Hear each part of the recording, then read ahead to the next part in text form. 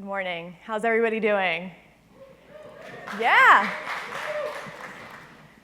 It's a great space. I love these lamps. I want them for my living room. This is a photo of me and one of my best buds, Steph.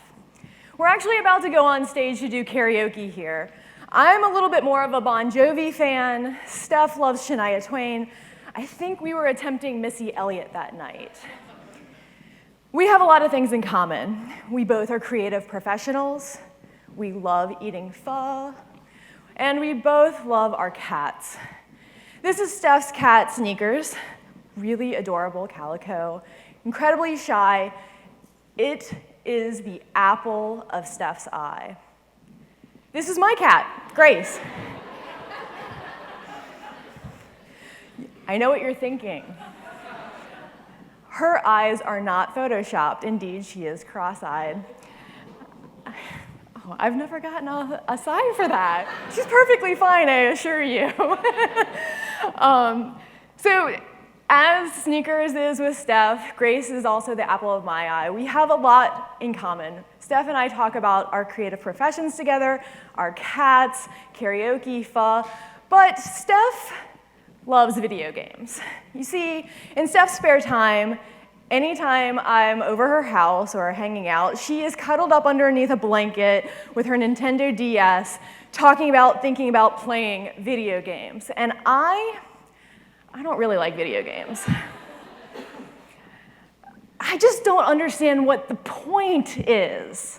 I would rather spend my time making things like pottery or painting, futzing around with Photoshop brushes, or spending hours looking for fonts. You know what I'm talking about. Steph really wants to share video games with me.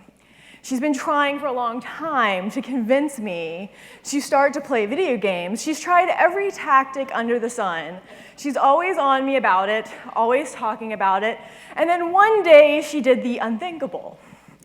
She stole my phone, installed this app called Tunnel Bear, and actually tunneled to Japan via a VPN and accessed the Japanese App Store and installed a game that she was sure would change my perspective on video games. The game is called Nico Atsumi. It quite literally in Japanese means the kitty collector game. So I opened up my phone and I find this game on there, and I'm just thinking to myself, what am I going to do with this? I open it up and it drops me in a UI that is fairly foreign to me. It looks like a backyard. Again, what's the point to this? What am I supposed to do? And then slowly over time, these really adorable cats started appearing. One by one, sleeping, playing, and then the one with the little cute ex-butt showed up. And I was like, oh my gosh, this has really got me. But still, I am skeptical. Then one day I open up the app and the cats are all gone. How the hell do I bring the cats back? Gotta bring these cats back. I still don't know what the point in this is, but I begin to kind of explore. I see that there are these little fish here at the bottom, and then there's all these pop-ups that are in Japanese, and I don't understand Japanese, so I start to explore, and I find what looks like kind of like a marketplace, and it looks like toys. I've been front-loaded with all these little golden and silver fish, so I decide to start purchasing these toys with my fish, and I discover that the fish are brought to me by the cats that come to my yard. They're like gifts. If you have a cat, you know, they bring you these unwelcomed gifts. And then you buy these toys that then attract more cats to your yard. And then all of a sudden, I have a yard full of cats. Now I am really hooked. I continue to play the game, talk to everyone I know about the game, completely glued to it. I'm Googling it. At this point in time, you can actually take screenshots of your cats, name them, put together a book about them. Again, I don't know what the point is, but I'm continuing to play. And then I reach this point where all my fish eventually disappear. Now, this isn't quite what the UI looks like, but you can see here at the bottom, I start to, again, explore to figure out what's going on here, and I realize that I've hit the ceiling of the game. I now sitting at the edge of my bed, staring at my credit card, realize that I have to put my real credit card, which has access to real money, into this game to buy fake fish to attract imaginary cats to my digital backyard. And I do it. I couldn't believe I had reached that point. I did it. And then the most magical thing happened. Samurai cats. Not just samurai cats, right? There's like a baseball cat, and a cat that's in like this little bowl, and I mean, it goes on and on forever and ever. There's princess cats, and then there's like cats that make me like sundaes, and then there's the cat that's like from the 1900s or 1800s, gonna get married. I don't know. But basically, at this point, I went from, I don't like video games, to, oh my gosh, I love this game. What in the world am I gonna do? The experience in itself kind of threw me for a loop. It caused me to take a step back, and I realized I had not let inspiration strike me. I had not let something new come into my life. I had not created the opportunity. And sometimes that opportunity kind of finds you. And in this case, my friend stole my phone. She kind of pushed it upon me. But that's really the premise for my talk today. Hi, I'm Samantha Warren. I'm actually the Experience Design Manager for Adobe Stock and Typekit. I work as part of a larger team within the Adobe organization. We're called Adobe Design. It's kind of like a studio within the larger Adobe atmosphere. We work on all sorts of different products. And as you can imagine, Adobe Stock and Adobe Typekit are a little different than Photoshop and Illustrator and Premiere. And so that's what my team does. You're probably wondering, well, what does an Experience Design Manager do? Because I get that question quite often, actually. And so as part of my job, I set up the vision and direction and conditions to make a team of designers successful. But today, we're going to talk more about how do I make them more creative? Because that's something I feel like gets lost in our day-to-day. When you're working as a designer in particular, how do you get back and find that creative heart? How do you find it not just for yourself, but for your team and for your products? I think a lot about process and vision, and iteration and innovation, especially here in San Francisco, as many folks are working on web and web design and products, digital stuff. I go out looking for inspiration around what process could be for me, my team, and the larger organization. A few years ago, I stumbled upon a TED Talk by a gentleman named, and I have it spelled out here at the bottom, because I've never seen anybody pronounce his name correctly, Mihai Csikszentmihalyi. He is actually a really interesting psychologist who studies happiness. And what he's found in his studies is that there is this perfect combination of conditions that people who are experiencing happiness find. And he calls this state of being flow. And so in really trying to grok the state of flow, I thought about it in terms of design. So I took this chart that he kind of has around what flow means, and I applied it to the design process. So really, flow is the perfect combination of having the right challenges, and then you as a person having the right skills to meet those challenges. And this can fluctuate, right? Sometimes you have more challenge than skills, and then you might feel arousal or anxiety. And then sometimes you may feel like your skills are way better than the challenge at hand, and then you feel boredom or relaxation. Not only do people feel this way, I feel like products feel this way, and teams feel this way, and organizations can feel this way. When you take the concept of flow and this perfect combination of different attributes, you kind of get to this place where it starts to sound a little bit like the Agile methodology. Anyone here familiar with the Agile methodology? I hear grumbles. Agile is an interesting thing. A lot of engineering organizations adopt it. It's this concept that everybody works together, product managers, engineers, and they work in an iterative fashion in 2-week sprints, which means you do a little bit of design, you do a little bit of engineering, you get it out into the world, you then get customer feedback, and then you iterate to the next level. And for years, I was working on trying to figure out how to adopt design process to the agile methodology so that we could be part of this. What I found over time, once we really began to embrace this and get into the mode of doing that we were losing this creative vision, right? We were losing this North Star because we were just making incremental change over time. At Adobe, our big challenge ahead of us, my team's the Stock and Typekit team, it's really about how we help creatives to level up and become better versions of themselves. If you look at the Adobe product suite, there's all sorts of different tools for designers, right? Again, Illustrator, Photoshop, there's everything from Behance to Dreamweaver. But Stock and Typekit are a little different.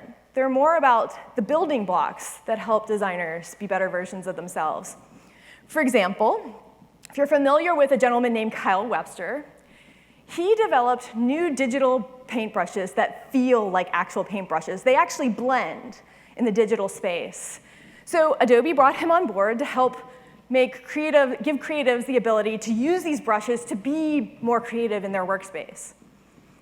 The same for fonts. The new generation of fonts, the new exciting thing on the horizon for fonts really is variable fonts. Dan Radigan's actually going to be giving a lunch talk about this. I highly recommend you check it out.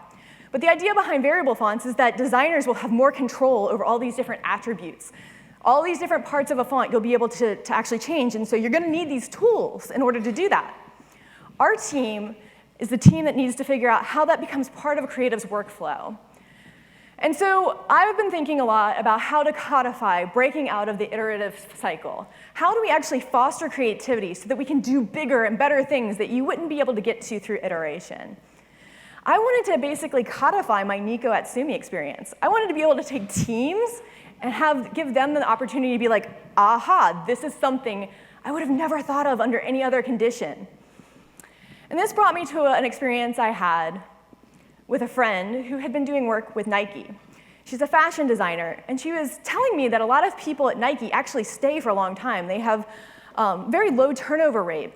And it's because, she thought, they have this concept called a stretch. A stretch is where you get to step out of your day-to-day work and actually do something different within the organization. You get to try to stretch your skill set. And I thought to myself, can we do this for our design team? Can we give an entire team a stretch? Or what about a product itself? How do we get the organization to embrace taking a step back, not just iterating all the time and doing something far out? We wanted to lead vision with design. And so what we did was we put together an experience. We called it a design stretch. And it was really a matter of bringing people together, both the product designers who work on a product every day and a whole new set of designers. And we time-boxed it to only 2 weeks. And we decided we wanted them to come up with some sort of really new deliverable, whether it be a prototype. We let them be creative about it. But the point was not to come up with what customers needed in the next month, 2 months, 3 months, but what could the product be in 3 years or 5 years? So I'm going to tell you a little bit about what the components of this design stretch were. What we found was really the idea, operations, and collaboration kind of make up the full stretch. And then it had to be led with vision, kind of like the bow on top, wrapping it all up. The key, in my opinion, really was the storytelling, making sure that you kicked everything off with a really, really strong vision. So in the first stretch we did, my Nico Atsumi experience was actually the vision. We wanted to think about what the Adobe Marketplace could look like in 3 years, in 2020. And so we led with that. We wanted not only to give the team some boundaries, but also to inspire them to think about other analog or other spaces that they hadn't been thinking about the product. So if you can see here, here's the Typekit marketplace, for example. There are some direct analogies, right? Fonts that may really enhance your design or really may bring a new feeling or emotion to your project, to the toys that brought the cats to the yard. The same for Adobe Stock. We have started to sell in the Adobe Marketplace on Adobe Stock templates because we want to help creatives get what they're trying to do done faster and then have more time in their workflow to be creative and to do stuff outside of the norm. So these were the types of things that we laid the foundation with the stretch. The next part was creating a framework to mix things up. So this is it sounds almost a little counterintuitive, but having a framework was the key to being able to actually get everybody on board. And as much as I would rather talk about vision and the collaboration, really operations was the hardest part of this, right? Like in a big organization, it's pretty hard to do something like this. And so this is where we spent a lot of our time. We wanted to essentially make a toolbox that a design manager, a design director, or even a product manager or an engineering manager could say, hey, we want to take this product for a stretch. What do we need to do that? So we put it all together in a toolkit. We wanted to make change as a part of the organization structure. And so an example of what was in the toolbox for this was just a bunch of different design exercises and example prompts. We wanted to make sure that people knew exactly what they needed before they started on the stretch. Because efficiency oftentimes can be the real leader at getting an organization to make change. So a few tips I just wanted to impart on this part, because I found that this part was really the biggest challenge, was creating a network of people within a big organization, leveraging the help of people who are really great at creating systems, making sure that people knew that if they contributed to this initiative, that they would eventually get to reap the benefits of a future initiative. So for example, a product manager hears that the designer is all of a sudden not going to be working on iterative improvements to their product for the next 2 weeks. That may make them pretty upset. However, we let them know that in the future, they got to be part of big picture thinking and get to be the actual recipients of a design stretch. We also wanted to make sure that we were not keeping this singled out to only one location, and that's by design. Diversity not only in people and thought is really important, but diversity in location for great product design is essential. So we made sure we brought in people from other countries, and to keep the cost low, we really relied on things like VC and intercall and ways to get people in. And we time-boxed everything. Those were really the guidelines. That was really what kept the guardrails on the street for this. The last part was really bringing people together from different perspectives. And I felt pretty strongly that this was what made this special. Not only did I have the team from our traditional marketplace apps like Typekit and Stock working on this, I brought in people from Acrobat who had never thought about like a creative marketplace before. People from Photoshop or Illustrator. I wanted to try and make sure all sorts of different perspectives were brought to the table.